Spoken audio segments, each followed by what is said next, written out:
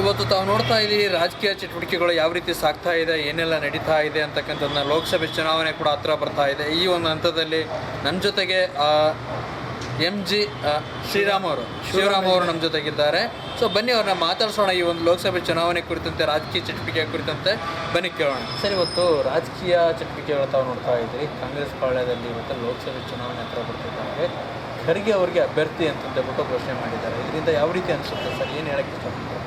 ಭಾಳ ಒಳ್ಳೆಯ ಕೆಲಸ ಮಾಡ್ತಾ ಇದ್ದಾರೆ. ಏನು ಗೊತ್ತಾ, ಇಂಡಿಯಾ ಅಂತೇಳಿ ಒಂದು 24 ಪಕ್ಷಗಳು ಸೇರಿ ಒಂದು ಸಮೀಕ್ಷೆ ಸರ್ಕಾರ ಥರ ಒಂದು ರೆಡಿ ಮಾಡ್ತಾ ಇದ್ದಾರೆ.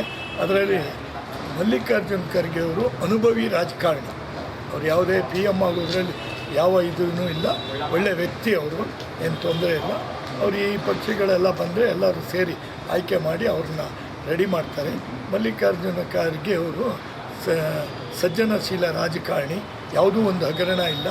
ಮನಮೋಹನ್ ಸಿಂಗ್ ಬಿಟ್ಟರೆ ಕಾಂಗ್ರೆಸ್ಸಲ್ಲಿ ಅವರೇ ಅಂತ ಹೇಳೋಕ್ಕೆ ನಾನು ಇಷ್ಟಪಡ್ತೀನಿ. ಸರ್, ಹಾಗೆ ಕರ್ನಾಟಕದಲ್ಲಿ ಬಂದರೆ ಇವತ್ತು DCM ಹುದ್ದೆಗಳ ಒಂದು ಚರ್ಚೆಗಳು ಕೂಡ ನಡೀತಾ ಇದೆ.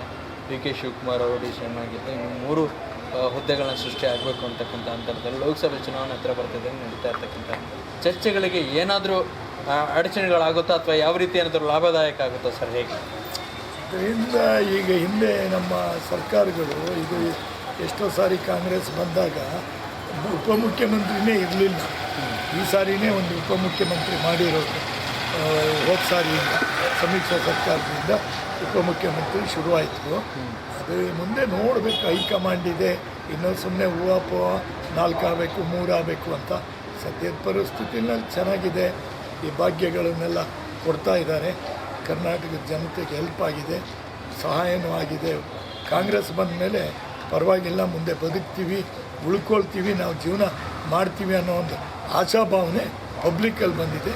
ಈ BJP ಗೌರ್ಮೆಂಟ್ ಮಧ್ಯಮ ವರ್ಗದವ್ರನ್ನ ಮತ್ತು ಇದನ್ನು ಏನು ಕೂಲಿ ಮಾಡೋರನ್ನ ಸಾಯಿಸ್ಬಿಟ್ರು. ನೋಟ್ ಅಮಾನತ್ತು ಆದಾಗಿಂದನೂ ತುಂಬ ಪ್ರಾಬ್ಲಮ್ ಆಗಿದೆ. ಮನೇಲಿರೋರೆಲ್ಲ ಕೆಲ್ಸಕ್ಕೆ ಹೋಗಬೇಕು. ಒಂದು ಕಡೆ ಕೆಲಸನೇ ಇಲ್ಲ, ಕೆಲಸ ಇಲ್ಲ ಅಂದ್ರೂ ಕೆಲ್ಸಕ್ಕೆ ಹೋಗಬೇಕು, ಕೂಲಿ ಮಾಡಬೇಕು. ಮೋದಿ ಬಂದು ಏನು ಮಾಡ್ತಾ ಇದ್ದಾನೆ ಅಂದರೆ, ಇಡೀ ಇಂಡಿಯಾ ಜನ ಕೂಲಿ ಕೆಲಸ ಮಾಡಬೇಕು. ಆ ಕೆಲಸದಲ್ಲಿ ಮಾಡ್ತಾರೆ. ಶ್ರೀಮಂತರೆಲ್ಲ ಉಳ್ಕೋಬೇಕು, ಬಡವರೆಲ್ಲ ಸಾಯಬೇಕು. ಆ ಥರ ಪರಿಸ್ಥಿತಿ ತಂದಿಡ್ತಾರೆ. ಮುಂದೆ ನೆಕ್ಸ್ಟ್ ಏನಾದ್ರೂ ಮತ್ತೆ ಬರೋದಿಲ್ಲ, ಸ್ವಲ್ಪ ಡೌನ್ ಆಗ್ತಾರೆ. ಮುಂಚೆನಷ್ಟು ಅವರಿಗೆ ಮೆಜಾರಿಟಿನೂ ಇಲ್ಲ, ಏನೂ ಇಲ್ಲ. ಆದರೆ ನೆಕ್ಸ್ಟ್ ಬಂದರೆ 500 ರೂಪಾಯಿ ನೋಟು ಬ್ಯಾನ್ ಮಾಡ್ತಾರೆ. ಬರೀ ಗೂಗಲ್ಲು, ಫೋನ್ಪೇ, ಬರೀ ಇಷ್ಟೇ. ಯಾರ ಕೈಯಲ್ಲೂ ದುಡ್ಡು ಇರಬಾರ್ದು. ಎಲ್ಲ ಕಾಫಿ ಕುಡಿಯೋಕ್ಕೆ ಹೋಗಿ 20 ರೂಪಾಯಿ ಕಾಯಿನ್ ಮಾಡಿದ್ದಾರೆ. ಆ ಕಾಯಿನ್ನು ಮತ್ತು 100 ರೂಪಾಯಿ ನೋಟು, 200 ರೂಪಾಯಿ ನೋಟು ಮಾತ್ರ ಚಲಾವಣೆ ಇರಬೇಕು ಅನ್ನೋದು Modi concept. Sir, Modi concept ಅನ್ನೋದಕ್ಕಿಂತ ಇವತ್ತು ಜನಸಾಮಾನ್ಯರಿಗೆ ಆರ್ಥಿಕ ಹೊರೆನೂ ಕೂಡ ಬೀಳ್ತಾ ಇದೆ ಅಂತಕ್ಕಂಥ ಗಮನಕ್ಕೆ ಬಂದಿದೆಯಾ, ಹೇಗೆ ಸರ್? ಯಾಕಂದರೆ ಕ್ಯಾಶ್ಲೆಸ್ ಎಲ್ರಿಗೂ ಕೂಡ ಇದು ಆಗಲ್ಲ, ಡಿಜಿಟಲ್ ಬಳಸೋಕ್ಕಾಗಲ್ಲ, ಕ್ಯಾಶ್ ಬೇಕು. ಸೊ ಇದರಿಂದ ತೊಂದರೆಗಳಾಗ್ತಾ ಇದೆಯಲ್ಲ ಸರ್? ಸಿಕ್ಕಾಪಟ್ಟೆ ತೊಂದರೆ ಆಗಿದೆ ಎಲ್ಲರಿಗೂ. ಈಗ ಏನು ಕ್ಯಾಶ್ಲೆಸ್ಸಿಂದ ಈಗ ನೋಡಿ, ಅಮೇರಿಕಾ ಅವರು ಬಂದಾಗಿಂದನೂ ಅವರಿಗೆ ಕ್ಯಾಶ್ಲೆಸ್ ಮಾಡಿ ಅದು ಮುಂಚೆಯಿಂದನೂ ಬೆಳೆದಿರೋದು. ಈಗ ನಾವು ಏಕ್ದಮ್ಮು 5 ವರ್ಷದಲ್ಲಿ 4 ವರ್ಷದಲ್ಲಿ ಕ್ಯಾಶ್ಲೆಸ್ ಮಾಡ್ತೀನಿ ಪಬ್ಲಿಕ್ಕಿಗೆಲ್ಲ ಅಂದರೆ ಯಾರೋ ಕೆಲವೇ ಜನಗಳು, ಗೌರ್ಮೆಂಟ್ ಎಂಪ್ಲಾಯೀಸು, IT-BT ಅವರಿಗೆ ಮಾತ್ರ ಸಹಾಯ ಆಗ್ತಾಯಿದೆ ಹೊರತು ಪಬ್ಲಿಕ್ಕಿಗಿಲ್ಲ. ಪಬ್ಲಿಕ್ ಗಮನದಲ್ಲಿದೆ, ಏನೂ ತೊಂದರೆ ಇಲ್ಲ. ಈಗ BJP ಅವರು ಎಷ್ಟು ರೋಪ್ ಹೊಡೆದ್ರು. ಈಗ BJP ಗೌರ್ಮೆಂಟ್ ಇದ್ದಾಗ ಹಲಾಲ್ ಕಟ್ಟು, ಮುಸ್ಲಿಮ್ಸ್ ನೆತ್ಕಟ್ಟು, ಹಲಾಲ್ ಕಟ್ಟು, ಜಡ್ಗಾ ಕಟ್ಟು, ಹಿಜಾಬು, ಏನೇನೋ ತೊಂದರೆಗಳು ತಂದು ಅಂಟಾಕಿ ಜನಿನ ನೆಮ್ಮದಿಲಿಂದಿದ್ದ ಮಾಡಿ. ಈ ಕಾಂಗ್ರೆಸ್ ಬಂದಮೇಲೆ ನೆಮ್ಮದಿಲಿದ್ದಾರೆ. ಗಂಜಿ ಕುಡಿದ್ರು ಪರವಾಗಿಲ್ಲ ಅಂತ. ಮೋದಿ ಈ ಕಾನ್ಸೆಪ್ಟ್ ಏನಂದರೆ, ಗಂಜಿ ಕುಡ್ಕೊಳ್ಳಿ, ಬಡವರಾಗೇ ಇರಲಿ, ಮಧ್ಯಮ ವರ್ಗದವರಾಗಿರಲಿ, ಹೈ ಲೆವೆಲ್ ಶ್ರೀಮಂತರೆಲ್ಲ ಮೋದಿ ಜೊತೆಯಲ್ಲಿ ಓಡಾಡಲಿ ಅಂತ ರೀತಿಯಲ್ಲಿ ಮಾಡೋದು. ಎಲ್ಲಿದೆ ಈ ಕೇಂದ್ರದಲ್ಲಿ ಗೌರ್ಮೆಂಟು? ಸತ್ತೋಗಿದೆ. ಏನಿದ್ರು ಅಮಿತ್ ಶಾನು, ಇವನು ಅಂಬಾನಿ, ಅಮಿತ್ ಶಾ, ಅದಾನಿ ಅವ್ರ ಕೈಯಲ್ಲಿ ಗೌರ್ಮೆಂಟ್ ಕೊಟ್ಕೊಂಡು ಒಳ್ಳೆ ಬಟ್ಟೆ ಹಾಕ್ಕೊಂಡು ಶೋಕಿ ಮಾಡ್ಕೊಂಡಿರೋದು ಮೋದಿದೇನು ನಡೀತಾ ಇದೆ? ಏನೂ ನಡೀತಾ ಇಲ್ಲ. ಒಳ್ಳೆ ಒಂದು 8 ಕೋಟಿ ಕಾರು, 10 ಕೋಟಿ ಕಾರು, ಬಂಗಲೆ, ಒಳ್ಳೆ ಶೂಟು ಪ್ಯಾಂಟು ಅಷ್ಟೇ. ಶೂಟು ಪ್ಯಾಂಟು ಪ್ರಧಾನಮಂತ್ರಿ ಇದ್ದರೆ ಅವರು ಮನಮೋಹನ್ ಸಿಂಗು ಬರೀ ಅಂಬಾಸಡರ್ ಕಾರಲ್ಲಿ ಬರ್ತಾಯಿದ್ರು. ಗೊತ್ತೇನ್ರಿ? ಮೊನ್ನೆವರಿಗೆ ಪ್ರೈಮ್ ಮಿನಿಸ್ಟ್ರು 2 ಬಾರಿ ಆದರೂ ಅಂಬಾಸಡರ್ ಕಾರಲ್ಲಿ ಓಡಾಡಿದವರು ಇತಿಹಾಸ ಇದ್ದರೆ ಮನಮೋಹನ್ ಸಿಂಗ್. ಇವರೇನು ಬರೀ ಶೋಕಿಲಾಲ, ಇದು 8 ಕೋಟಿ 20 ಕೋಟಿ ಕಾರು, ಏನು ಅವ್ರಿಗೆ ಬಾಯಿ ಬಂದಂಗೆ ಅವ್ರ ಶೋಕಿಗೆ ಏನು ಬೇಕೋ ಎಲ್ಲ ಮಾಡಿಕೊಂಡು ಜನಗಳನ್ನು ಬಲಿಪಶು ಮಾಡ್ತಾಯಿದ್ದಾರೆ. ಮಧ್ಯಮ ವರ್ಗದವರು ಇವರು ಕೂಲಿ ಮಾಡೋರು ಮಣ್ಣು ತಿಂತಾ ಇದ್ದಾರೆ ಕೇಂದ್ರ ಸರ್ಕಾರದವರು ಇವತ್ತೂ 45,000 ಕೋಟಿ ಹಣನ GSTದು ವಾಪಸ್ ಕೊಡಬೇಕು ಕರ್ನಾಟಕಕ್ಕೆ. ಇದುವರೆಗೂ ಕೊಟ್ಟಿಲ್ಲ, ಯಾರಿಗೂ ಮೀಟ್ರಿಲ್ಲ. 25 ಜನ ನರ್ಸತ್ತವ್ರು MP ಗಳಿದ್ದಾರೆ, ಒಬ್ಬನಿಗೂ ಮೀಟ್ರಿಲ್ಲ ಕೇಳೋಕ್ಕೆ. ಮಂಡಿ ಊರಿಗೆ ಕೈ ಮುಕ್ಕೊಂಡು ನಿಂತ್ಕೊಳ್ತಾರೆ ಅಷ್ಟೇ, ಯಾವನಿಗೆ ತಾಕತ್ತಿಲ್ಲ. ಅವ್ರು 25 ಜನನೂ ಸೋತೋಗ್ತಾರೆ. ಈ ಸಾರಿ ಅಡ್ರೆಸ್ ಇಲ್ಲದೆ ಹೋಗ್ತಾರೆ. ಕಾಂಗ್ರೆಸ್ ಬರ್ತದೆ, ಎಲ್ಲ ಸಮ್ಮಿಶ್ರ ಸರ್ಕಾರನೇ ಬರಲೇಬೇಕು. ಇಲ್ಲ ಅಂತ ಹೇಳಿದ್ರೆ ಮನುಷ್ಯ ಬದುಕೋಕ್ಕಾಗಲ್ಲ. ಸರ್, ಈ ನಡುವೆ ಈಗ ರಾಮ ಮಂದಿರ ಉದ್ಘಾಟನೆ ಕಾರ್ಯಕ್ರಮ ಅಂತ ಅಡಿಯಲ್ಲಿ ಲೋಕಸಭೆ ಚುನಾವಣೆ ಹತ್ರ ಬರ್ತಿದ್ದಂಗೆ ಆ ಒಂದು ಕಾರ್ಯಕ್ರಮದಿಂದ BJPಗೆ ಮತ್ತೆ ಪ್ಲಸ್ ಪಾಯಿಂಟ್ ಆಗುತ್ತೆ ಅಂತಕ್ಕಂಥ ಕೂಡ ಚರ್ಚೆಗಳು ನಡೀತಾ ಇದೆ ಸರ್. ಏನು ಪ್ಲಸ್ಸು ಇಲ್ಲ ಎಂಥದ್ದು ಇಲ್ಲ. ಇವಾಗ ಏನು ಗೊತ್ತಾ, ಇನ್ನೂ ರೆಡಿನೇ ಆಗಿಲ್ಲ ರಾಮ ಜನ್ಮಭೂಮಿ. ಇನ್ನೂ ಪೇಂಟಿಂಗ್ ಹೊಡೆದಿಲ್ಲ, ಏನಿಲ್ಲ, ಪ್ಲಾಸ್ಟಿಂಗ್ ಆಗಿಲ್ಲ, ಅರ್ಧಂಬರ್ಧಂ ಕೆಲಸ ಆಗಿದೆ. BJP ಅವ್ರದ್ದು ಗಿಮಿಕ್ಕು. ಅವ್ರು ಯಾವತ್ತೂ ರಾಜಾರಸ್ತಾಗಿ ಗೆದ್ದು ಬಂದವರಲ್ಲ. ಈ ಮಿಷಿನ್ ಅಡ್ಜಸ್ಟ್ ಮಾಡೋದು, ಹೋದ ಸಾರಿ ಸೋತೋಗ್ಬಿಡ್ತಿದ್ದ ಗೌರ್ಮೆಂಟ್ ಅಡ್ರೆಸ್ ಇಲ್ಲದೆ ಹೋಗ್ತಿತ್ತು. BJP ಬಂದಿದ್ದು ಹೆಂಗೆ ಗೊತ್ತಾ, 48 ಜನ ಇವ್ರನ್ನ ಮಿಲ್ಟ್ರಿನ ಸಾಯಿಸಿದ್ದು. ನೇರ ಆಪಾದನೆ ಇದೆ, ಎಲ್ಲರಿಗೂ ಗೊತ್ತಿದೆ. ಈ ಸಾರಿನೂ ಹಂಗೆ ಗಿಮಿಕ್ ಮಾಡ್ತಾರೆ ಅಂತ ಎಲ್ಲರೂ ಹೇಳ್ತಾ ಇದ್ದಾರೆ. ಪಬ್ಲಿಕ್ಕು 100 ಜನ 90 ಜನ ಇಂಟ್ರೂ ಮಾಡಿ ಮೋದಿ ಏನು ಅಂತ ಹೇಳ್ತಾರೆ. ಸರಿ, ಇವೆಲ್ಲದ್ರ ಮತ್ತೆ ಮತದಾರರಿಗೆ ಒಂದು ಹತ್ರ ಬರ್ತಾ ಇದ್ದಾಗೆ ಏನು ಸಂದೇಶ ಕೊಡೋಕ್ಕೆ ಇಷ್ಟಪಡ್ತೀರಾ? ನಾವು ಸಂದೇಶನ ಯೋಚನೆ ಮಾಡಿ ಓಟ್ ಹಾಕಿ. ದಯವಿಟ್ಟು ಮೋದಿ ಸರ್ಕಾರ ಬೇಡ, ಮೋದಿ ಒಂದು ತಲೆ ಹರಟೆ. ಯಾಕಂದರೆ ಈ ನೋಟ್ ಅಮಾನತ್ ಮಾಡಿ 13-15 ಕೋಟಿ ಇವನಿಗೆ, ಅಂಬಾನಿಗೆ, ಅದಾನಿಗೆ ಇಷ್ಟ ಆಯಿತು.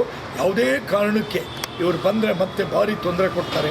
ಪಬ್ಲಿಕ್ಕಿಗೆ ತೊಂದರೆನೇ ಹೊರತು ಏನೂ ಲಾಭ ಇಲ್ಲ. ಏನು ಲಾಭ ಇದೆ ಹೇಳಿ? ಈಗ ನೋಡಿ, ಮೊನ್ನೆ ಹೈದ್ರಾಬಾದ್ನಲ್ಲಿ ಯಾವುದು ತೆಲಂಗಾಣ ಎಲೆಕ್ಷನ್ ಆಯಿತು. ತೆಲಂಗಾಣ ಎಲೆಕ್ಷನ್ ಆದಾಗ ನಮ್ಮವರು ಇಲ್ಲಿ ಭಾಗ್ಯ ಕೊಟ್ವಿ ಅಂತ ಅಲ್ಲೂ ಕೊಟ್ಟರು, ಗೆಲ್ತಾರೆ ಅಂತ.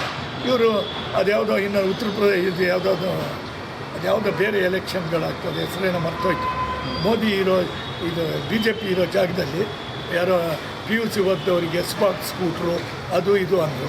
ಅದು ಹೋಗಲಿ. ಇನ್ನೂ ಒಂದು ಹೇಳ್ತೀನಿ ಕೇಳಿ, ಎಲೆಕ್ಷನ್ ಹತ್ರ ಬಂತು ಅಂತೇಳಿ ತಮಿಳ್ನಾಡಲ್ಲಿ MP ಏನಾದರೂ ಮಾಡಿ ನಮ್ಮ ವಶಕ್ಕೆ ತೊಗೊಳ್ಬೇಕು ಅಂತ ಅವರಿಗೆ ಫ್ಲಡ್ ಬಂದಾಗ ಆ ಕಡೆ ಮುಖ ಹಾಕಿಲ್ಲ. 2 ವರ್ಷದ ಹಿಂದೆ ಫ್ಲಡ್ ಬಂದು, ಮೊನ್ನೆ ಬಂತು ಫ್ಲಡ್ ಬಂದು, ಕಾರು ಬಂಗ್ಲೆ ಎಲ್ಲ ಮುಳುಗಡೆ ಆಯಿತು. ಇದು ಸೈಕ್ಲೋನ್ ಬಂದು ಎಲ್ಲ ಸಮುದ್ರಕ್ಕೆ ಸೇರಿಕೊಳ್ತು. ಅವರ ಮನೆ ಮಠ ಎಲ್ಲ ಕಳ್ಕೊಂಡ್ರು. ಅವತ್ತೂ ಹೋಗಿಲ್ಲ. ಈಗ ಎಲೆಕ್ಷನ್ ಗಿಮಿಕ್ 20,000 ಕೋಟಿ ತಮಿಳ್ನಾಡಿಗೆ ಅನೌನ್ಸ್ ಮಾಡಿದ್ದೀನಿ, ಅಲ್ಲಿ ಇಂಪ್ರೂವ್ ಮಾಡ್ತೀನಿ, MP ಸೀಟ್ ಗೆಲ್ಲಬೇಕು ಅಂತ.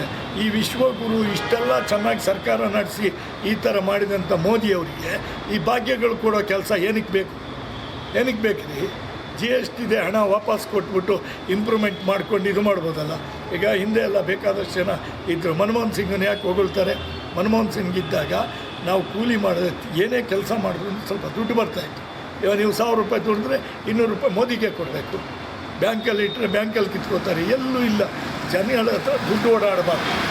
ಈ ಥರ ಅವರ BJPದು ಕಾನ್ಸೆಪ್ಟ್ ಕೇಂದ್ರ ಸರ್ಕಾರ. ಯಾವುದೇ ಕಾರಣಕ್ಕೆ ಇವತ್ತಿನ ಒಂದು ಸಂಕ್ರಾಂತಿ ಹಬ್ಬನೂ ಮುಂದೆ ಇದೆ. ಯಾವುದೇ ಒಂದು ಕಾರಣಕ್ಕೆ ದಯವಿಟ್ಟು ಕರ್ನಾಟಕದಲ್ಲಿ ಪಾಠ ಕಲಿಸ್ದಂಗೆ ಸೇಮ್ ಇಡೀ ಇಂಡಿಯಾದಲ್ಲಿ ಮೋದಿ ಸರ್ಕಾರಕ್ಕೆ, ಮೋದಿ ಜೊತೆಲಿರೋ ಅವ್ರ ಮೋದಿ ಪಂಗಡಕ್ಕೆ ಬುದ್ಧಿ ಕಲಿಸಿದ್ರೆ ನಮಗೆ ಖುಷಿ ಆಗ್ತದೆ. ಯಾಕಂದರೆ ಈಗ ನೋಡಿ, ಕಾಂಗ್ರೆಸ್ ಗೌರ್ಮೆಂಟ್ ಬರೋಗಿನ ಮುಂಚೆ 40% ಕಮಿಷನ್, ಅದು ಇದು ಹಾಳು ಮೂಳು ಹಿಜಾಬು ಅದು ಇದು ಅಂತ ದಿನ ಗಲಾಟೆ ಮಾಡಿಸ್ತಾಯಿದ್ರು. ಯಾರು ಮಾಡಿಸ್ತಾಯಿದ್ರು? BJPಯವರು. ಈಗ ಇನ್ನೊಂದು ಹೇಳಲೇಬೇಕು ನಾನು. ಹಿಂದೆ ಈಗ ಮೊನ್ನೆ BJP ಗೌರ್ಮೆಂಟು ಇಲ್ಲೂ ಇತ್ತು, ಕೇಂದ್ರದಲ್ಲೂ ಇತ್ತು. ಯಾಕೆ ಇವರು ಮುಸ್ಲಿಮ್ಸನ್ನು ಓಡಿಸ್ಬೇಕಾಗಿತ್ತು?